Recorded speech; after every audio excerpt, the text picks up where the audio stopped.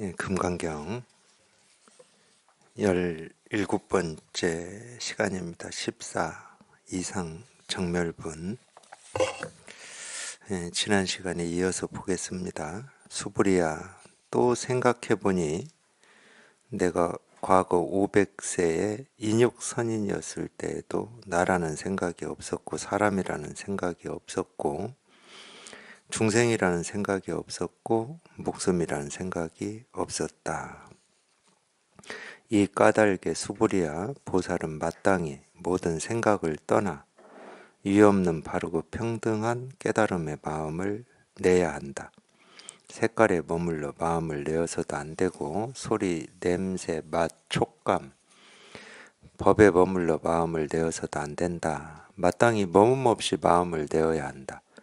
만약 마음에 머문이 있더라도 머무는 것이 아니다. 이 까닭의 보살은 마음을 색깔에 머물지 않고 베푼다고 부처는 말한다.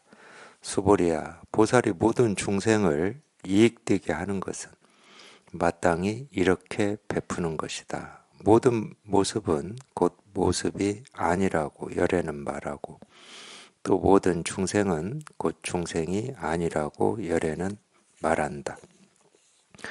수보리야, 열애는 참되게 말하는 분이며 진실을 말하는 분이며 있는 그대로 말하는 분이며 거짓 되지 않게 말하는 분이며 다르지 않게 말하는 분이다.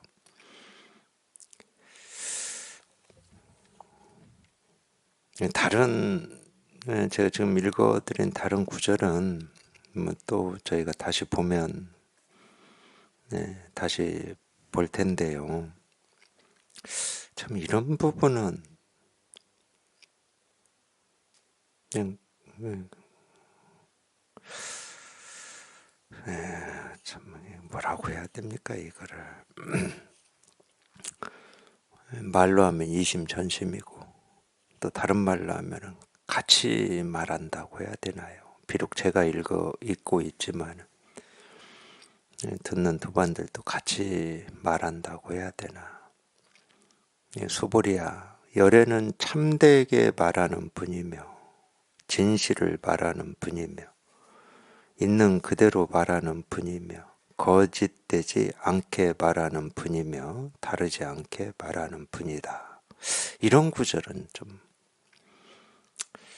왜 그러냐면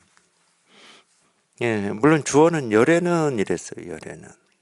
근데 이 열애가 내 밖에 따로 있는 뭐 부처도 아니고 다른 사람도 아니고 자기 본래 마음이기 때문에 이 열애라고 하는 게 자기 본래 마음입니다. 남이 아니에요. 자기 본래 마음을 지금 얘기하고 있는 거거든. 그러니까 나는 해도 돼요. 물론 이제 나는 이럴 때 이제 이 나라고 하는 어떤 이 좁은 어떤 이 몸 또는 자기 생각, 느낌, 감정 뭐 이거를 나라고 이렇게 좁은 이걸로 그걸로 생각하실 수 있기 때문에 나는 이렇게 못할 뿐이지 사실은 이 나라고 하는 이 어떤 이 틀, 지금까지 나라고 여겼던 이 기준과 이 틀에서 벗어났다. 그러면 나는 해도 아무 상관이 없습니다. 나는 참되게 말하는 사람이고 진실을 말하는 사람이고 있는 그대로를 말하는 사람이고 거짓되지 않게 말하는 사람이고 다르지 않게 말하는 사람이다. 뭐 아무 상관이 없어요. 왜? 우리 본래 마음을 얘기하고 있거든 이게. 우리 본래 마음은 늘 참되고 늘 진실하고 있는 그대로고 거짓을 얘기해 본 적이 없어요. 저는 아까 첫 시간에 그걸 솔직하다라고 표현도 하고 그랬는데 거짓이 없어요. 우리 본래 마음은. 그리고 다름이 없어. 온갖 모습이 다르게 생기고 사라지고 소리가 다르게 생기고 사라지는 하나하나에도 우리 마음은 늘 똑같습니다. 한결같고 똑같아요.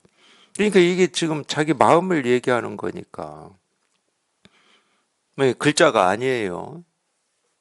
다른 사람이 이렇다라고 하는 것도 아니고 자기 스스로를 지금 얘기하고 있는 거니까 굳이 얘기하면 열애는 참되게 말하는 분이며 진실을 말하는 분이며 있는 그대로 말하는 분이며 거짓되지 않게 말하는 분이며 다르지 않게 말하는 분이다.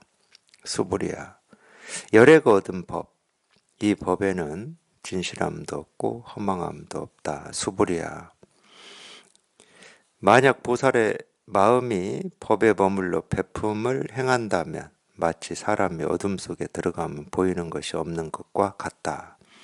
만약 보살의 마음이 법에 머물지 않고 베품을 행한다면 마치 사람이 밝은 햇빛 속에서 여러 가지 색깔을 보는 것과 같다. 수불이야. 후세에 착한 남자, 착한 여인이 이 경을 기억하고 소리내어 읽는다면 열애는 깨달음의 지혜를 가지고 이 사람들이 모두 헤아릴 수 없고 가없는 공덕을 이룰 것임을 모조리 알 것이다. 여기까지입니다. 이상 정멸부는 여기까지입니다. 다시 한번 보겠습니다. 수보리야, 또 생각해보니 내가 과거 500세의 인욕선인이었을 때에도 나라는 생각이 없었고 사람이란 생각이 없었고 중생이란 생각이 없었고 목숨이란 생각이 없었다. 인욕, 육바람일에 인욕바람일이 나오죠. 지게바람일, 인욕바람일, 선정바람일, 정진바람일, 그다음 지혜바람일 해서 6가지 할 때 인욕이라는 말이 나옵니다. 물론 이제 이 한자 뜻으로는 참을 인자에다가 욕심할 때 욕자니까 또 우리 욕심을 참는다. 이 욕심이라고 하는 건 하고자 함입니다. 뭔가를 하고자 함이에요. 근데 이제 세간에서 우리가 욕심이다 그럴 때는 좀 좋지 않은 일을 이렇게 집착해서 하는 걸 욕심이라고 그러고, 좋은 어떤 목표라든지 합격이라든지 이런 거를 하고자 할 때는 욕심이라는 말 잘 안 써요. 그런 걸 의지, 뜻이라는 말을 쓰죠. 그 욕심입니다. 우리가 이 법을 깨달아야 되겠다라고 하는 것도 욕심이에요. 이 깨달음이라고 하는 게 아무리 세간에서 좋은 거고 아무나 할 수 없는 거고 이렇다 하더라도 내가 깨달아야 되겠다라고 하는 것은 이 깨달음이라고 하는 이거를 향해서 내 마음이 지금 나아가고 있고 깨달음에 내 마음이 이렇게 머물고 있는 거기 때문에 욕심입니다. 그러니까 욕이라고 하는 말은 하고자 함이에요. 하고자 함. 그 욕의 반대말이 무의잖아요.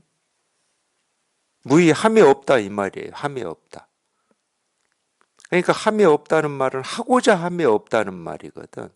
함이 없다고 그래서 우리가 숨을 들이쉬고 내쉬는 이런 게 없냐. 말하고 배고프면 밥 먹고 사람 만나고 세간에서 직장을 출퇴근하고 이런 일이 없냐. 그런 일은 있지. 근데 내 마음에 뭔가를 이 하고자 함이라고 하는 그런 욕심이 없다는 거예요. 그게 없으니까 마음이 텅 비고 깨끗하다고 그러는 거지. 이걸 헷갈리시면 안 돼요. 아무 일도 안 하고 사는 게 깨달음의 삶이 아닙니다. 온갖 일을 다 하죠. 인연 따라 삽니다. 어떤 때는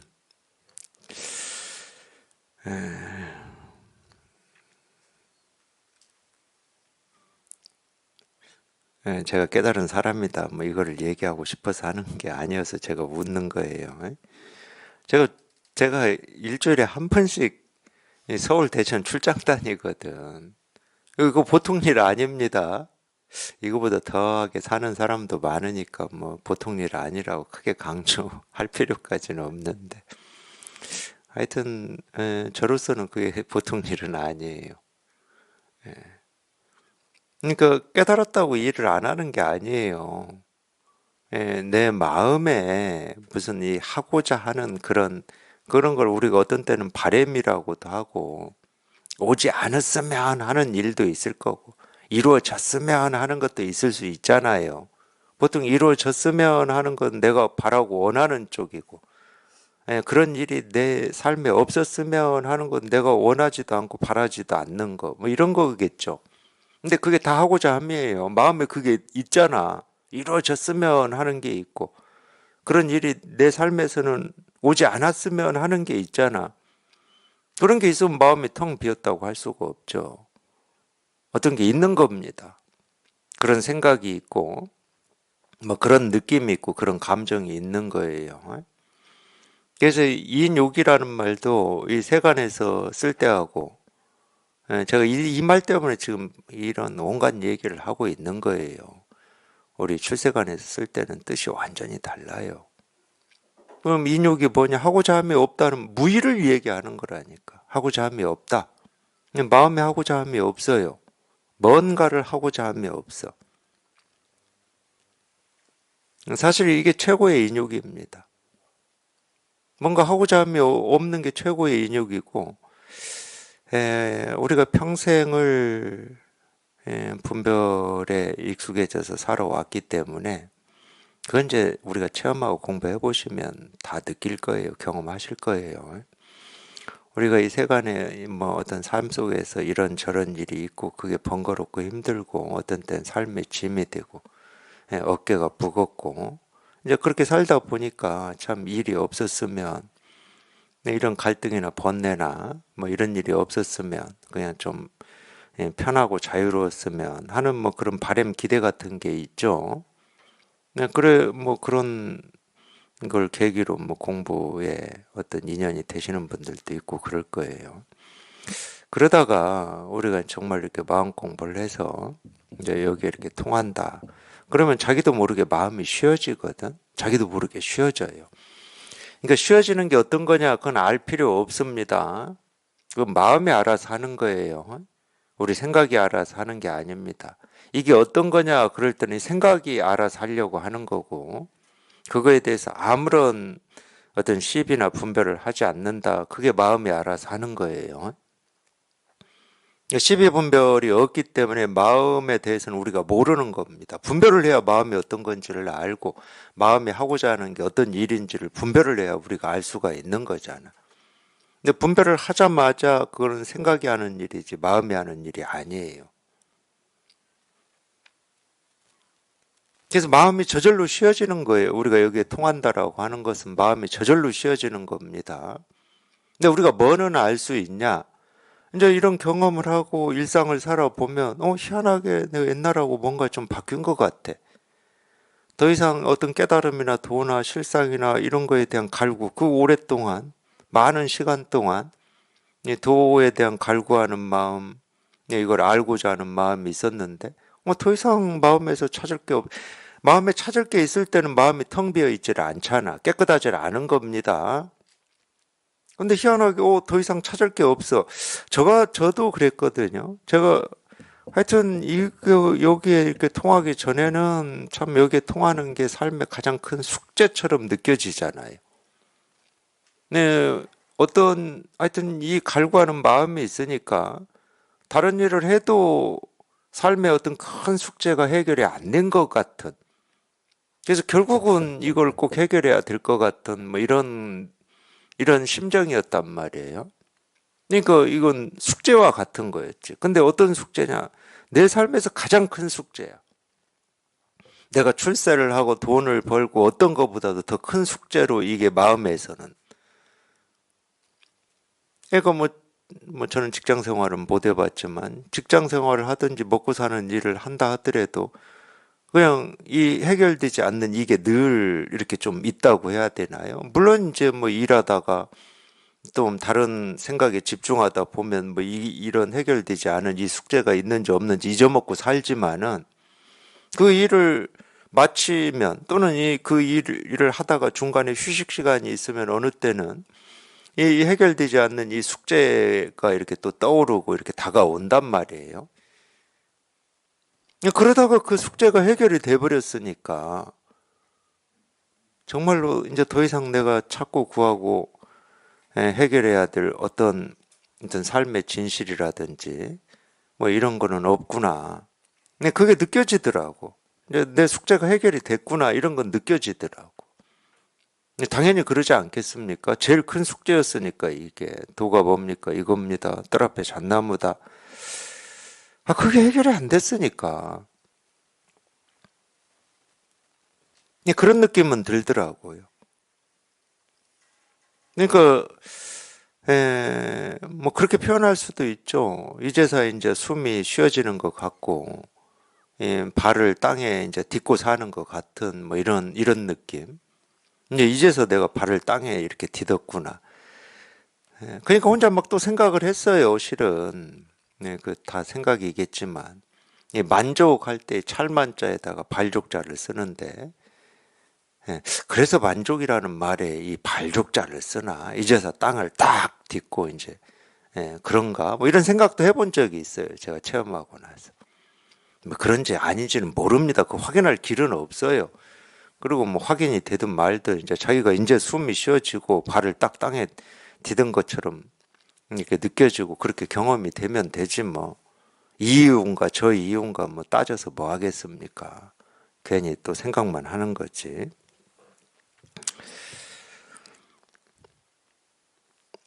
근데 이제 체험을 하고 공부를 한다고 표현을 할게요. 해보니까 가장 힘든 게 뭐냐? 에, 분별에 끌려가지 않는 게 가장 힘든 거예요. 제일 힘들어. 왜 그게 힘드냐? 나도 모르게 분별에 끌려가 있으니까. 끌려가 있는데 끌려가 있는 줄도 모르니까. 제일 힘들어, 그게. 이제 돌아올 때 겨우 느끼는 거예요. 돌아올 때. 야, 또 내 생각에 내가 속았구나. 나는 좋은 생각한다고, 기발한 생각한다고 생각을 하고 있었지. 근데 또 생각에 속고 있었어. 근데 내가 언제 끌려갔는지도 모르고 끌려가서 끌려가 있는지도 모르니까 뭐 막을 방법도 없어요, 이게. 아무리 뭐 정신을 집중하고 의식을 집중해서 이제 더 이상 내 생각에 내가 안 속아야지. 내 느낀 감정에 안 속아야지. 이거 다 생각일 뿐이야. 100번, 1000번 해보세요. 안 끌려가나. 10,000번을 해보셔. 안 돼, 그게. 이게 제일 어렵더라고.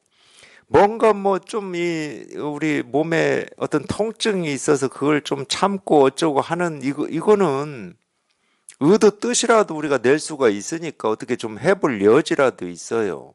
근데 진짜 큰 고통도 우리가 어찌 해볼 여지가 없습니다. 제가 작년에 어떤 수술하고 나서 어떤 통증 느낄 때는 그러더라고.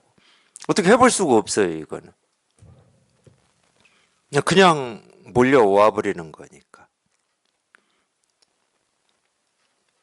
음, 몰라요. 뭐 똑같은 건지는 모르지만, 특히 이제 아이를 낳아본 경험이 있는 보살님들, 그 산통, 그걸 뭐 어떻게 할 겁니까, 그거? 어떻게 할 수가 없어요. 그렇다고 무슨 뭐 진통제를 먹을 수가 있습니까? 뭘 할 수가 있어요.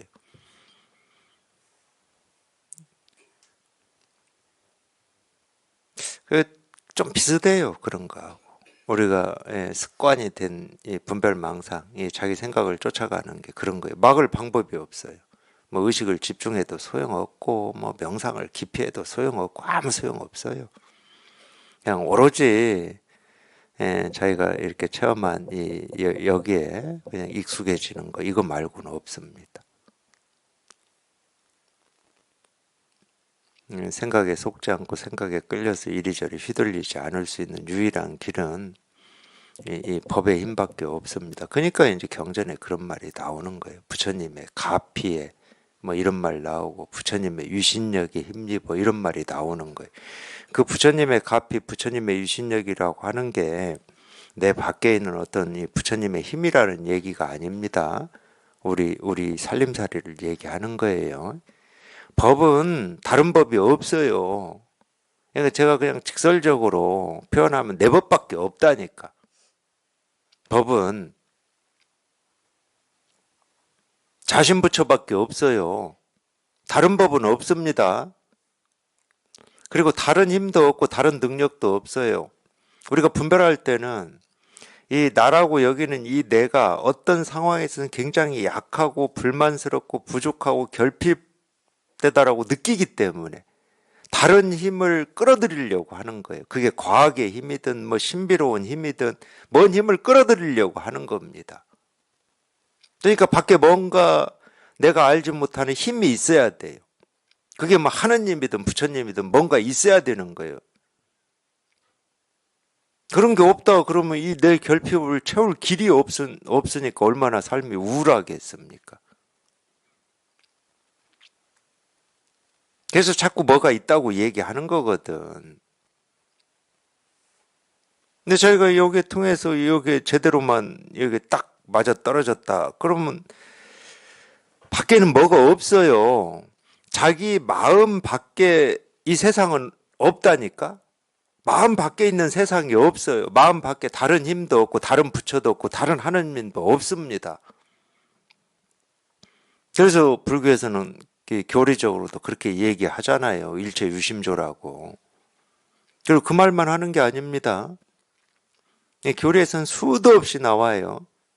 일체 유심이다 이런 말도 나오고, 만법 유식이다 이런 말도 나오고, 일즉 일체다, 뭐 색즉 시공이다 이런 말도 나와요. 이게 다 똑같은 말이잖아. 왜 밖에 뭐라고 할 게 없다고 그러느냐? 우리 이걸 뭐라고 표현해야 돼? 안팎이 없는데 무슨 밖이 있어? 안이 있고 밖이 있질 않아.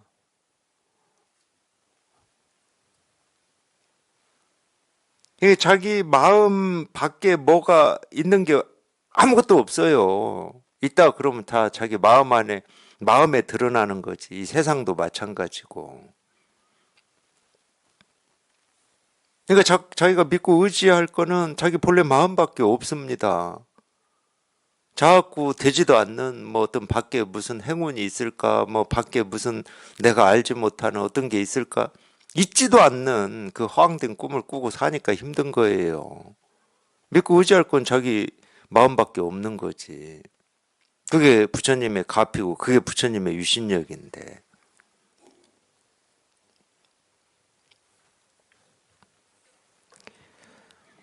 그러니까 그런 분별망상이라고 하는 그거를 오로지 조복시키고 항복시킬 힘이다 그러면 자기 마음밖에 없어요. 자신 부처밖에 없다니까. 그러니까 여기 이거를 체험해서 여기 익숙해진 만큼 분별망상하던 이 습관은 약해지고 힘이 빠지는 겁니다. 그러면 점점 이제 이 법의 힘이 더 깊어지고 더 커지는 거지. 그걸 우리가 안목이라는 말로 표현하잖아요. 안목. 심지어 물론 이제 그것도 경전에 나오는 말이지만 영산 법회에서 석가모니 부처님이 세존이 꽃 하나 이렇게 들었을 때 가섭이 빙그레 웃었잖아요. 그거 하나로 이제 염화 미소다. 뭐 염화 미소 뭐 염화는 꽃을 들었다는 겁니다. 꽃을 들었더니 미소 웃음으로 가섭이 반응을 한 거죠. 그게 이제 이심전심 아닙니까? 석가모니 부처님의 이 마음, 이 깨달은 마음이 비로소 이제 이 가섭한테서도 이렇게 딱 피어난 거죠. 가섭한테 피어난 거를 우리가 전해졌다고 표현하는 겁니다. 이 석가모니 부처님의 깨달은 마음은 어디로 가고 오고 할 수 있는 게 아니에요. 왜? 우리 모든 사람 마음에 다 이미 갖춰져 있기 때문에. 이게 꽃이 피어나는 거하고 똑같아요. 모든 꽃은 그 나무나 그 풀에 본래 갖춰져 있기 때문에 지가 때가 되면 피어나는 거지. 장미꽃이 뭐 어디로 가가지고 저 어디 목련이라든지 요즘 오늘 대전 와보니까 이팝나무 꽃 하얗게 피었대요. 이팝나무에 지가 가가지고 갑자기 거기에서 장미가 피겠습니까? 그런 일은 없어요. 지꽃 지가 피는 거야. 왜? 이미 갖춰져 있기 때문에. 근데 우리는 똑같은 꽃을 가지고 있어요. 그걸 불성이라고 그래. 진여자성이라고 하고. 그러니까 그 꽃이 때가 되면 피어나는 겁니다. 그냥 꽃 한 송이 딱 들었을 때 가서 보면 비로소 거기에서 자기 꽃이 피어난 거예요. 그래서 거기에서 세존이 말씀하시죠. 나에게 있는 정법 안장 열반 묘심을 너에게 전하노라 그랬습니다. 거기에서 나오는 말이 정법 안장이에요. 바른 법은 어디에 있다? 안장. 눈에 갖춰져 있다는 거예요. 눈에. 바른 법은 눈에 갖춰져 있다. 자기 눈에 있습니다. 뭐 석가모니 부처님 눈을 뭐 빼서 내 눈에 넣을 수는 없잖아. 자기 눈에 갖춰져 있어요. 그 자기 눈에 갖춰져 있는 그게 한번 피어나기만 하면 되는 거야. 그걸 우리가 이제 견성이라고 그러는 거죠. 자기한테 있는 이 자신 부처가 어떤 이 상황과 조건에서 어떤 계기에서 한번 이렇게 탁 하고 피어나는 거지. 그걸 견성이다, 체험이다, 뭐 도노다, 뭐 그렇게 표현하는 거예요. 근데 그거는 오로지 어떤 상황과 조건이냐. 첫 번째는 무조건 자기가 한번 이거를 해결해 봐야 되겠다, 깨달아 봐야 되겠다라고 하는 그 뜻과 원입니다. 그 뜻과 원이 없으면 이거는 피어날 수가 없어요. 꽃이 피어나지 않습니다. 그 뜻과 원이 있으면 모르겠어요. 모든 사람들이 다 그렇게 찾아갈 수 있는지 없는지는 모르겠어요. 연어도 자기가 알을 낳으려고 자기가 태어났던 알로 태어났던 그 강상류로 뭐 수십 수만 마리가 올라올 거 아니에요. 모든 연어가 다 성공하지는 않잖아.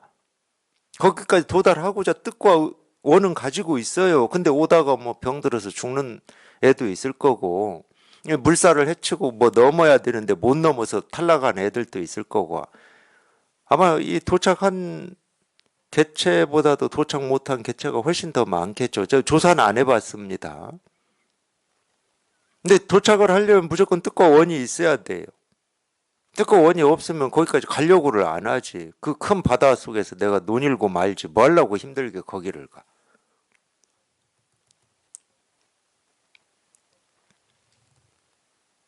그리고 그 뜻과 원이 뭐를 만들어주냐? 당연히 길을 만들어줘요, 길. 우리한테 길은 뭐냐? 바른 가르침을, 바른 가르침에 이렇게 인연이 되는 게 길이에요. 왜냐면 바른 가르침에 인연이 돼야 자기 뜻과 원이 이루어질 가능성이 하여튼 뭐 훨씬이라고 표현하지 못할 만큼 높아지는 거예요. 그건 분명합니다. 그거는 뭐 당연히 역사적으로 다 증명이 된 거예요. 혼자 산속에 들어가서 뭐 온갖 수행을 하고 죽으라고 한다고 해서 깨달아지냐? 그건 힘들어요. 예를 들어서 석가모니 부처님 뭐 깨달은 인연 일대기에도 나오지만 석가모니 부처님이 고행할 때 했던 곳을 고행숲이라고 그러거든요. 거기에 많은 사람이 들어가서 뭐 수년씩 고행을 했습니다. 수행을 했죠. 고행이 수행이니까. 근데 그 사람들이 깨달았냐? 못 깨달았잖아. 근데 오히려 반대로 고행으로는 안 되겠구나 하고 고행을 포기한 고타마 시다르타는 깨달았죠. 그래서 그 뜻과 원이 이 바른 가르침과 이렇게 맞아 떨어졌을 때, 그거를 이제 이 남아교양 마주의 스승이었던 남아교양은 공부하는 사람은 당연히 자기 마음밭에 이 씨앗을 심고 그 씨앗이 뜻과 원입니다. 깨달음의 씨앗이에요. 깨달음의 씨앗은 깨닫고자 하는 어떤 뜻과 원을 얘기하는 겁니다.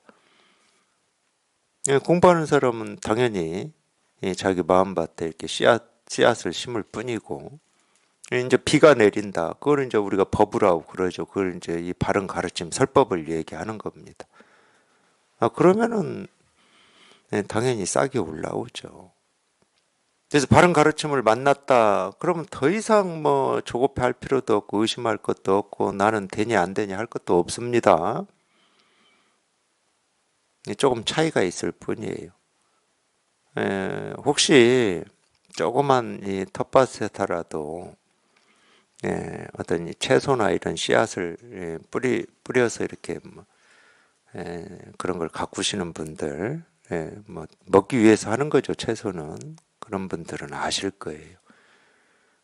씨앗을 뿌려도 그 씨앗이 싹이 올라오는 건 씨앗마다 다 달라요. 제 경험으로는 상추 이런 건 빨리 나옵니다. 상추 씨앗 뿌려놓으면 빨리 올라와요. 씨앗이 적어서 그런지 몰라도 우리 알고 있는 이 연 있잖아요. 연꽃, 뭐 연잎 할 때 연.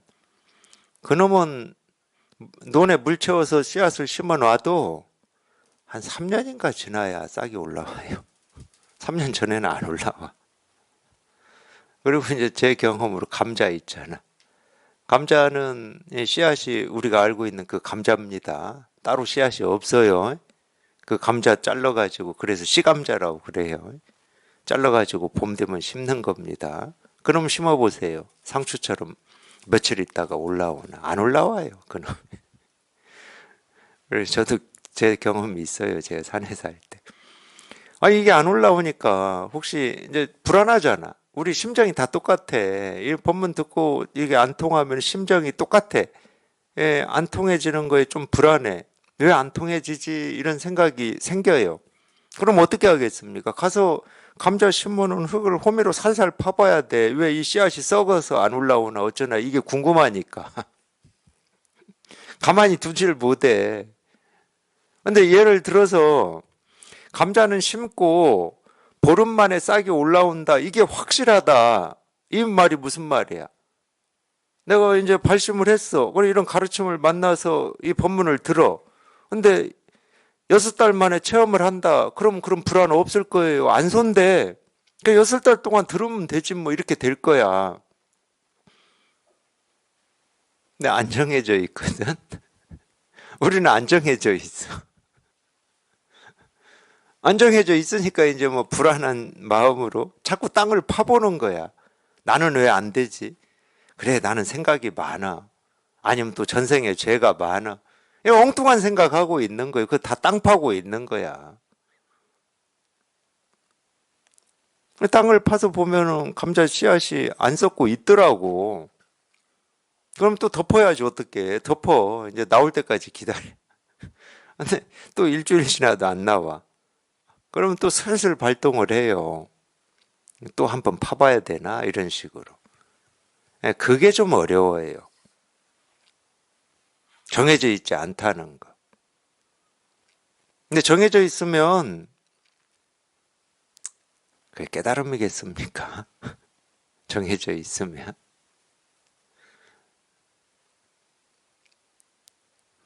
당연히 정해져 있지 않습니다. 정해져 있으면 그리고 절대 자기가 죽질 않아요. 뭐 이미 알고 있는데. 알고 있는 게 난데. 자기가 죽지 않아. 예, 그렇기 때문에 정해져 있지 않은 겁니다. 그래도 어쩔 수 없어요. 예, 정해져 있지 않더라도 결국 뭐냐? 내가 뜻하고 원하는 이 염원이 이루어질 때 비로소 이루어지는 거야. 그럼 이루어질 때까지는 그냥 묵묵히 바보처럼 그냥 묵묵히 그냥 하는 수밖에 없는 거예요. 다른 길이 없어. 돌아갈 길도 없고 빨리 가는 지름길도 없고 다른 길이 없어요. 결국은 여기 통할 때, 통할 때가 통하는 때거든. 나는 언제 통합니까? 몰라. 그냥 여기 통할 때 통하는 거야. 그때까지는 그냥 바보처럼 그냥 묵묵히 그냥 하시는 수밖에 없는 거예요. 그 길 말고는 없습니다.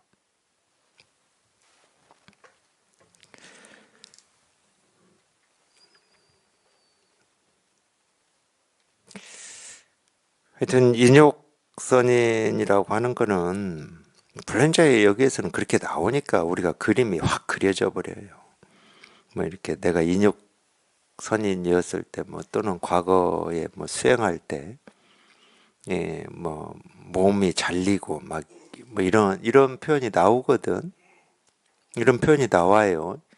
그러니까 인욕이라고 하는 게 어떤 이 몸의 고통이나 이런 거를 참아내는 거를 이제 어떤 인욕이다. 그게 인욕바람일이다. 이렇게 생각하기가 너무 쉬운데 그건 다 분별이잖아요. 충분히 우리가 아실 수 있잖아. 마음 공부는 모습 가지고 하는 게 아니라고. 뭐 이렇게 뭐 어떤 통증이 있을 때 그 참는 게 마음 공부냐? 그거 마음 공부 아니에요. 그건 모습을 가지고 하는 건데 그게 무슨 마음 공부겠습니까? 마음에 그러니까 이 마음에서 실현된다고 하는 말이 그런 말이라니까. 마음에 뭐라고 할 게 아무것도 없이 그냥 텅 비어서 깨끗한 거를 마음 공부라고 그러는 거예요. 하여튼 이 공부라고 하는 건 그렇습니다. 점점 어떤 모습이나 말이나 소리나 색깔에 자기가 휘둘리지 않고 그냥 이 마음에 이 티끌먼지 하나 없이 텅 비고 깨끗한 이쪽에 익숙해지고 이쪽으로 하여튼 가까이 가는 게 마음 공부예요. 모습을 쫓아가면 당연히 마음에 온갖 것이 생겨버리는 거예요. 소리를 쫓아가도 온갖 것이 생겨버리고 느낀 감정을 쫓아가도 온갖 것이 생겨버립니다. 오로지 마음 공부는 그거밖에 없는 거예요. 자기가 체험했다고 하는 것도 그거예요. 자기는 잘 모를 거예요. 체험을 해도. 뭔 마음이 텅 비고 깨끗하다고 그러지? 잘 모릅니다. 마음이 텅 비고 깨끗한 이거를 우리가 체험한 거고 이게 중도고 이게 불이구나라고 적어도 이제 그런 얘기를 그런 감각을 얘기할 정도가 될래도 체험하고 꽤 오랜 시간이 지나야 돼요.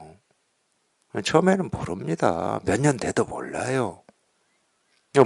몰라도 아무 상관이 없습니다. 아까 제가 뭐 어린아이 얘기했듯이 몰라도 상관없어요. 계속 그냥 자기는 듣고 있어야 돼. 그러다 보면 이 말문이 한마디씩 두 마디씩 트이는 거고 뭐 이렇게 저렇게 경험을 다 해 나가면서 터득이 되는 거예요.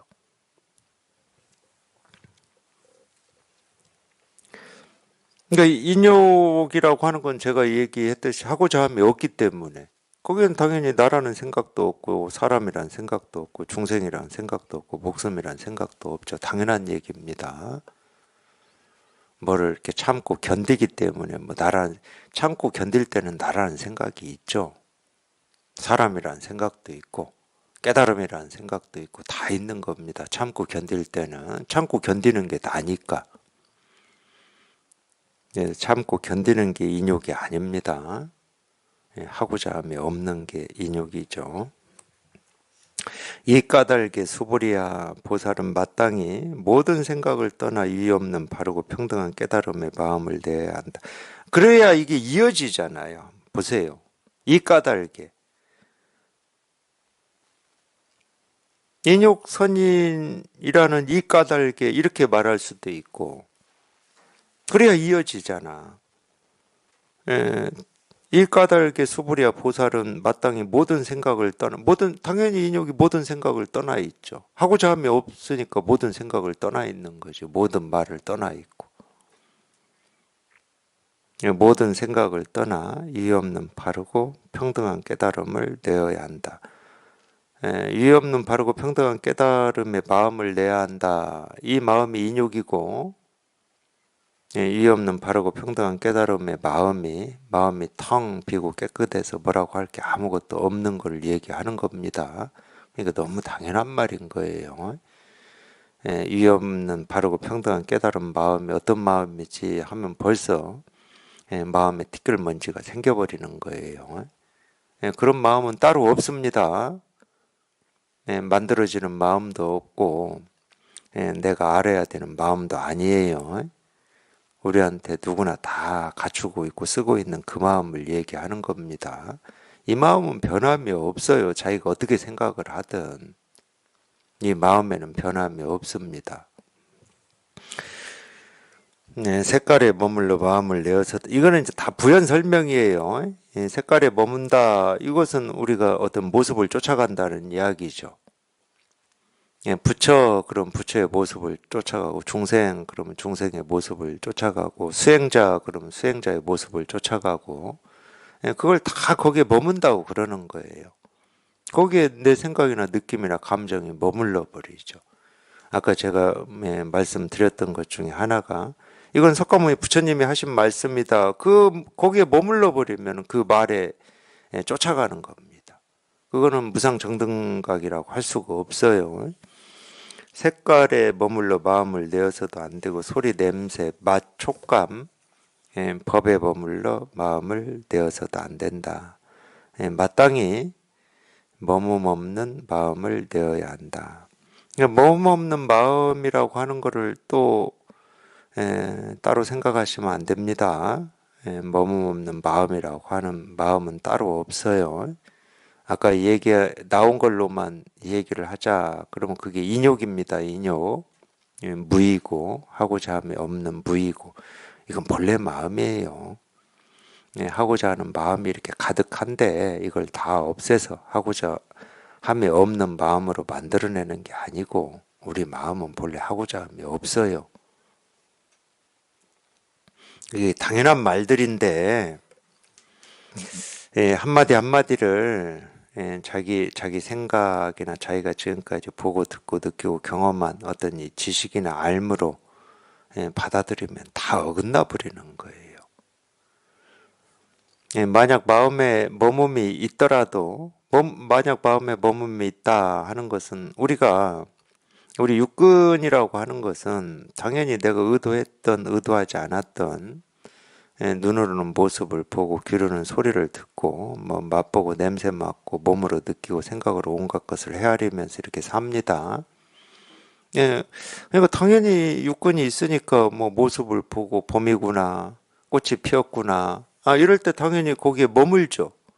그걸 우리가 머문다고 할 수 있잖아. 꽃이 핀 거에 대해서 뭐 어떤 시비 분별을 하지 않는다 하더라도 거기에 머문다고는 할 수 있지. 그렇게 머문다 하더라도 그건 머무는 것이 아니다. 어떤 합리화가 아니고 꽃이 피었다 하는 게 이 꽃이라고 하는 이 핀 꽃의 모습이 그대로 이거를 보여주고 이게 이제 우리가 얘기하자 그러면 하고자 함 없는 이 분별되지 않는 모습 없는 이거를 드러내고 이거를 보여줄 뿐이거든. 온갖 모습이 온갖 소리가. 그래서 머무는 게 아니다. 또는 다른 말로 하면 모습이 아니다. 생각이 아니다. 이런 얘기를 그래서 하는 거예요. 모든 것이 그러니까 이 세계는 이렇게 얘기할 수 있다니까. 우리가 경험하는 모든 것이 딱 한쪽 방향으로만 돼 있어요.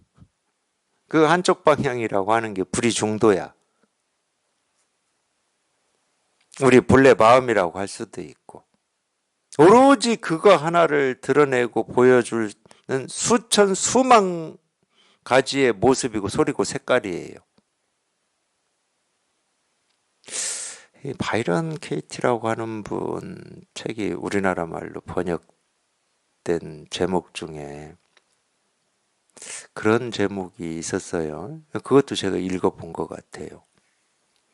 그 제목이 이 사랑의 수천 가지 뭔가였던가, 수천 가지 이름의 사랑이었던가. 그렇게 충분히 표현할 수 있습니다. 우리가 보고 듣고 느끼고 경험하는 이 모든 것은 우리 마음이라고 하는 이 마음의 어떤 이 노래고 춤이고 모습이고 동작이거든. 예를 들면 우리가 과학 시간에 우리가 살고 있는 이 행성을 지구라고 하는데 이 지구가 뭐 자전도 하고 공전도 한다고 우리 배우잖아요. 근데 이 자전은 지구 스스로 도는 겁니다. 공전도 물론 태양 주위를 지 스스로 돌지. 근데 그걸 가지고 얘기를 한다 그러면은 지구는 자전을 하는 게 아니라니까? 지구는 막 저 혼자 빙글빙글 팽이처럼 도는 게 아니야.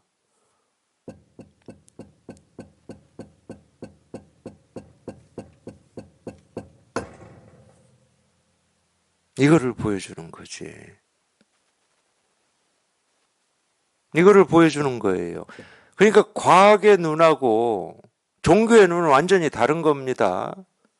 과학을 가지고 종교를 얘기하시면 안 돼요. 눈이 다른데 어떻게? 과학에서 이런 말 들으면 이게 말 같은 소리입니까? 지구가 자전을 하는데 자전하는 게 아니라고? 모습인데 모습이 아니라고? 눈이 달라요.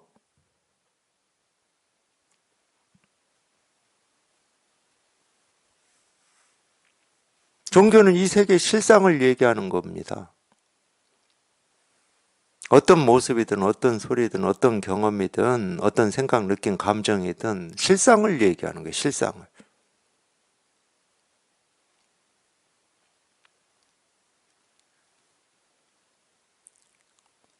그렇기 때문에 어떤 모습이냐 어떤 경험이냐는 중요하지가 않아요. 과거에 어떤 일이 있었냐, 그게 팩트냐 아니냐, 그 하나 중요한 게 아니라고. 지금 이 세상 흘러가는 게 옳으냐 그러냐, 그건 중요한 게 아니야. 눈이 다르다고.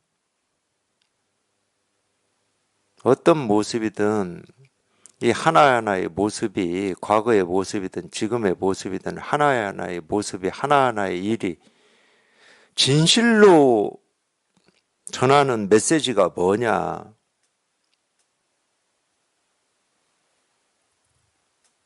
불교 공부는 딱 그걸 공부하는 거예요. 어떤 법칙이냐, 어떤 도리로 움직이냐, 이걸 공부하는 게 아닙니다.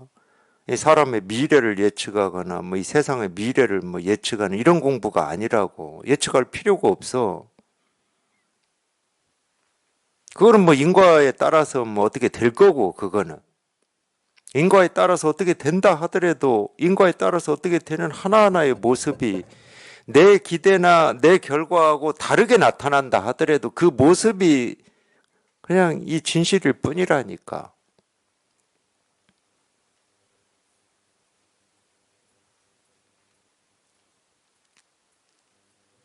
그래서 사실은 이 마음 공부를 한다 또는 불교를 공부한다 하더라도 이 세간의 버릇에서 벗어나는 게 그렇게 만만치 않다고 그러는 거예요. 너무 세간의 이 버릇에 우리가 찌들어 있고 오염돼 있거든.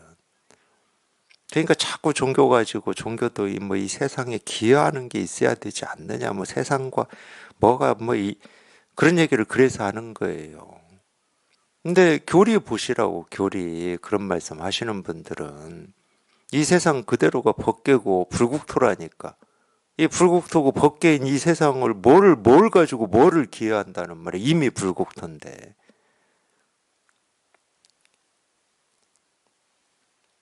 짬뽕돼 있는 거예요.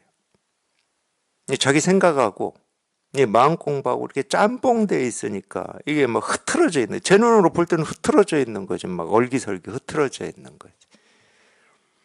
이전에 어떤 이 버릇, 이 분별하는 버릇을 그냥 단칼에 자르지를 못하니까 뭐 어쩔 수 없어요. 공부하면서 어느 정도 시기는 우리가 겪을 수밖에 없습니다.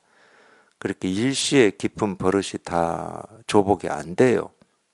그러니까 이 나름 이렇게 엉켜 있어요. 얼기설기 설켜 있어. 뭐 제 경험만 봐도 그렇습니다. 근데 점점 어떤 우리가 이 부처의 가피라고 하고 뭐 부처님의 유신력이라고 하는 이게 더 강해질수록 이 힘이 스스로 이렇게 확인이 되면 될수록 당연히 이제 우리가 분별하던 어떤 이 습관 버릇이라고 하는 것은 떨어져 나가고 이제 그쪽에 눈을 돌리질 않기 때문에 이제 가지런해져요. 저절로 가지런해집니다. 그렇게 돼요. 가지런해져. 뭐 손댈 것도 없고 뭐를 바꿀 것도 없고 그냥 이대로가 온전한데 뭐를 손대고 뭐를 바꾸겠습니까? 근데 이제 우리가 사람이다 보니까 어떤 분별망상하면서 살아온 이 세월이 아주 많은 사람이다 보니까 이제 그걸 사람이라고 그럽니다.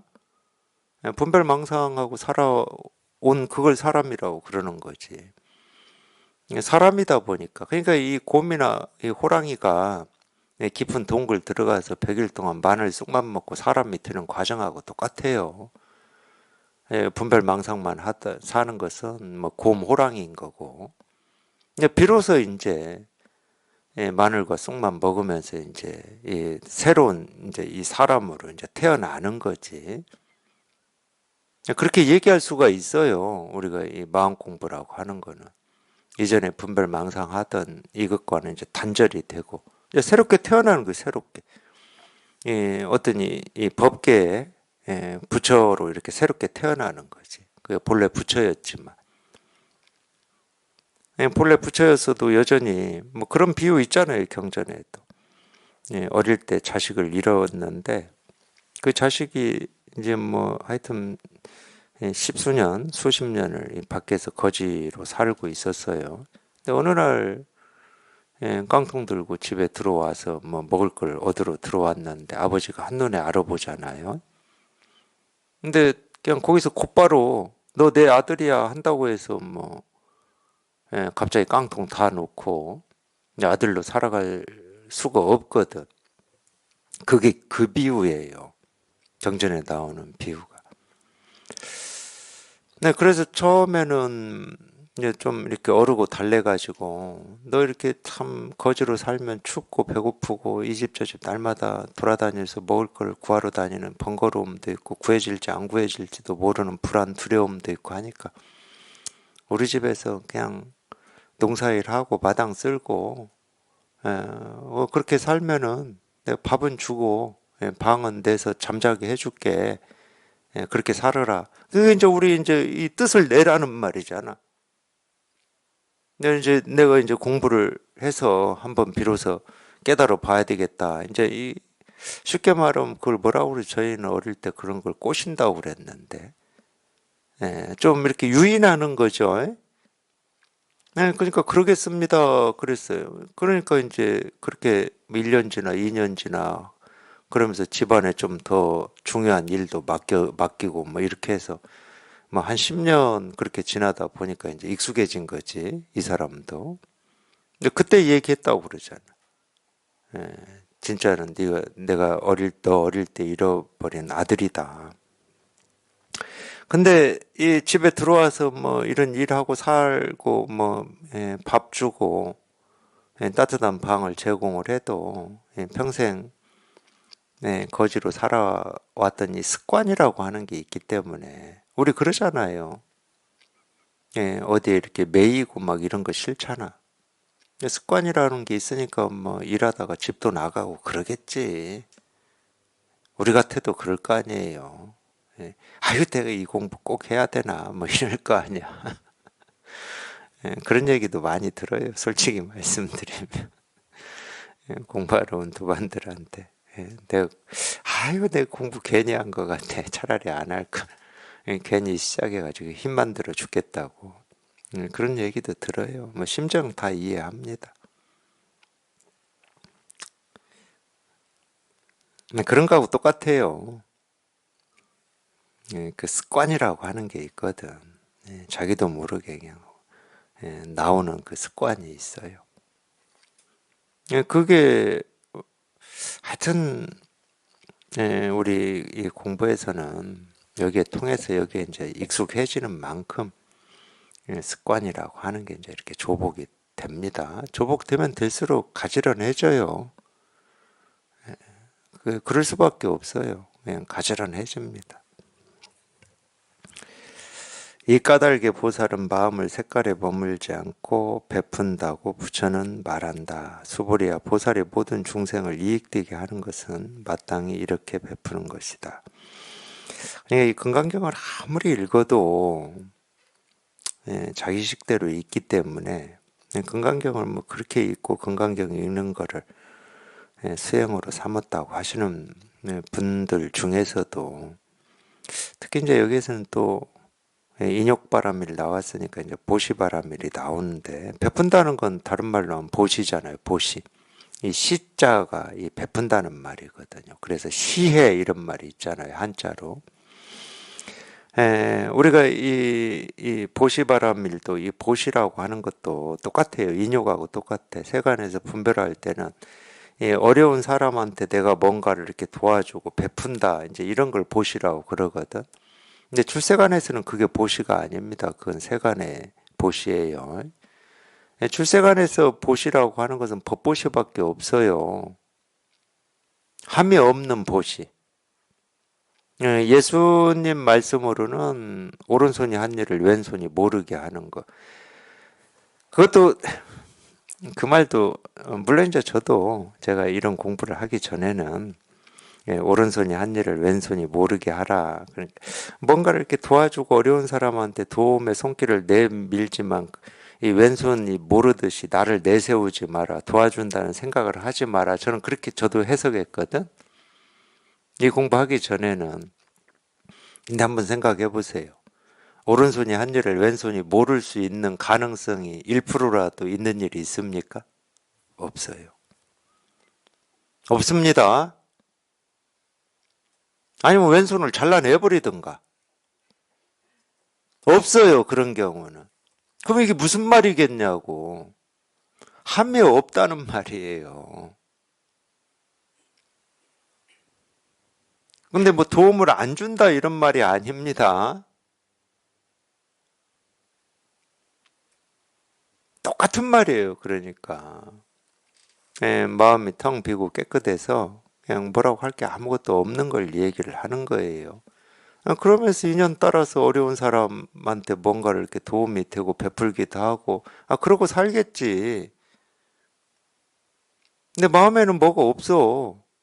그걸 우리가 법보시라고 그러는 거예요. 그래서 이 법보시라는 말은 우리가 이심전심이라고 하고 무상정등각이라고 하고 우리 본래 마음, 뭐 진여 자성이라고 하는 이거를 얘기를 하는 겁니다. 근데 하여튼 희한하게 요즘에는 이 보시라는 말도 이 선업을 쌓는 거를 보시다 이렇게. 그걸 누가 만들어냈는지 몰라도 좀 만들어내려면 그럴듯하게 만들어내야지. 이 선을 쌓아서 다음 생에 뭐 더 뭐 깨달음에 가깝게 또는 이렇게 수행자로 태어나는 뭐 이런 식으로 얘기를 하는데, 이 선이라고 하는 건 다 업입니다. 악만 업이 아니에요. 선도 업이에요. 업에는 두 종류가 있다니까, 선업과 악업. 근데 우리 불교나 이 깨달음, 이 출세관에서 업이라고 하는 건 뭐냐? 깨달음을 방해하는 게 업이에요. 그래서 업장이라는 말을 하는 거야. 업장을 소멸한다고 할 때는 악업만 소멸해가지고는 못 깨달아요. 당연히 선업도 소멸을 해야죠. 근데 선업을 쌓는다고 다음 생에 더 좋게 태어나? 말도 안 되는 소리지. 업은 쌓으면은 장애가 될 뿐이에요. 근데 그걸 누가 만들어냈는지를 모르겠어요, 저는. 만들어내도 좀 그럴듯하게 만들어내지. 그래서 뭐 신도들한테 선업이나 쌓으라고 하고.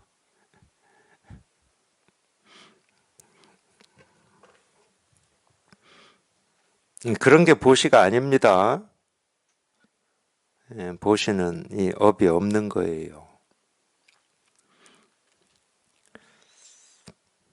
그래서 보살이 모든 중생을 이익되게 한다. 모든 중생을 이익되게 하는 거는 모든 중생을 일시에 멸도시켜서 무여열반에 들게 하는 게 모든 중생을 이익되게 하는 겁니다. 이것도 뭐 밖에 있는 중생들한테 도움을 주고 이익을 준다 그러면 큰일 나요. 자기가 죽을 때까지 해도 밖에 있는 중생들 모두에게 도움 주고 이익되게 해줄 수는 없어요. 돈이 아무리 많아도. 옛말에도 있잖아요. 백성의 가난은 나라에서도 구제를 못한다. 다 이익되게 할 수 있는 방법이 없습니다. 비록 좀 사람을 이익되게 한다 그러면 다른 동물이나 식물이나 지구 환경한테는 해를 끼치는 경우가 더 많아요. 그래서 절대선이라고 하는 건 없어요. 그러니까 선도 업이지. 절대선이라고 하는 게 있다 그러면 업이 될 수가 없어요. 그런 게 없기 때문에 업이 되는 겁니다. 선업도 이 선이라고 하는 것도 하나를 취하고 하나를 버리기 때문에 업인 겁니다. 그래서 모든 업장을 소멸시키는 게 우리 이 없는 바르고 평등한 깨달은 마음이라고 하는 거지. 업을 쌓는 걸 깨달음이라고 할 수는 없어요.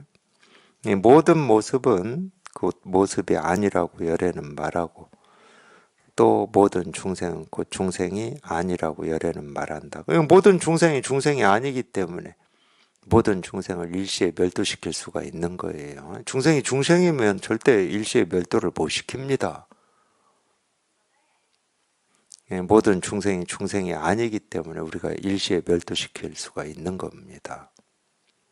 똑같은 말이에요. 그냥 여기 이렇게 통해 보면 자기가 경계라고 하고 중생이라고 했던 그 하나하나가 그냥 부처예요. 부처 아닌 게 없어. 또 다른 말로 하면 자기가 뭔가 깨달음을 찾고 부처를 찾고 뭐 이 세계의 실상을 찾아요.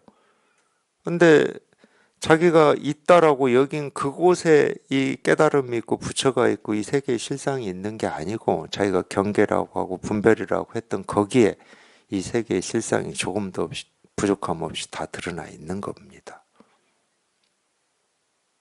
그러니까 아무것도 손댈 것도 없고 취할 것도 없고 버릴 것도 없어요. 그냥 그대로. 도가 뭡니까? 이겁니다. 그냥 그대로. 여기에서 어떤 것도 취할 것도 없고 버릴 것도 없어요. 취할 것도 없고 버릴 것도 없으면 생각으로는 아무것도 못하는 거예요. 이 손가락을 취할 수도 없고 이 손가락을 버릴 수도 없어. 그럼 어떻게 할 겁니까? 도가 뭡니까? 이겁니다. 뭐 아무것도 취할 것도 없고 아무것도 버릴 것도 없어요. 그냥 이거예요. 그냥 이 일일 뿐이야. 그냥 이 일일 뿐.